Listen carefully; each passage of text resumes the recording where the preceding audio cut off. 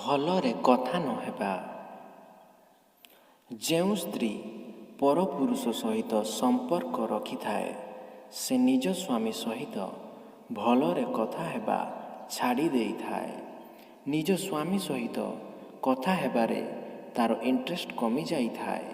ତା ମନରେ ନିଜ ସ୍ୱାମୀ ପ୍ରତି ଘୃଣା ଭାବନା ଜାଗ୍ରତ ହୋଇଥାଏ। ପରପୁରୁଷ ସହିତ ଅଧିକ କଥାବାର୍ତ୍ତା। ଏହିଭଳି ସ୍ତ୍ରୀ ପରପୁରୁଷ ସହିତ ଅଧିକ କଥାବାର୍ତ୍ତା କରିଥାନ୍ତି। ସେମାନେ ପରପୁରୁଷ ସହିତ କଥାବାର୍ତ୍ତା ବେଳେ ଅଧିକ ଇଣ୍ଟରେଷ୍ଟ ଦେଇ କଥା ହୋଇଥାନ୍ତି।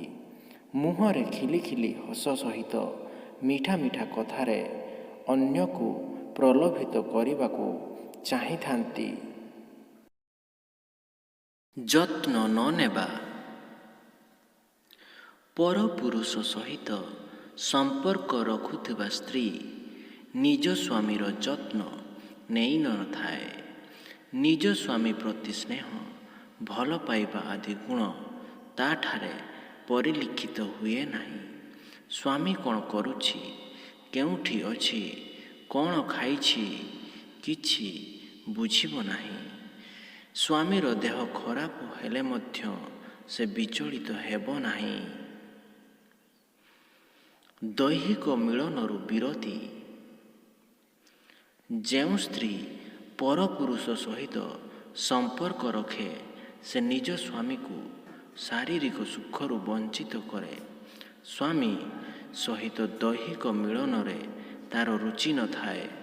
ସ୍ୱାମୀ ଶାରୀରିକ ସୁଖର କାମନା କଲେ ମଧ୍ୟ ସ୍ତ୍ରୀ ବିଭିନ୍ନ ବାହାନା କରିଥାଏ।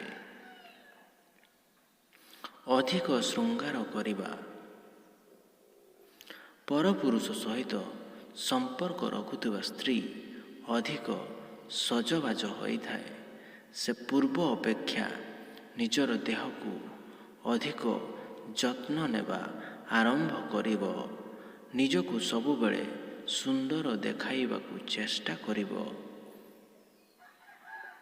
ଫୋନରେ ବ୍ୟସ୍ତ ରହିବା।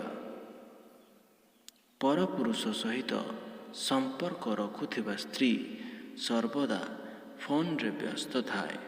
ଅନ୍ୟକୁ ନିଜର ଫୋନ ବ୍ୟବହାର କରିବାକୁ ଦେଇନଥାଏ।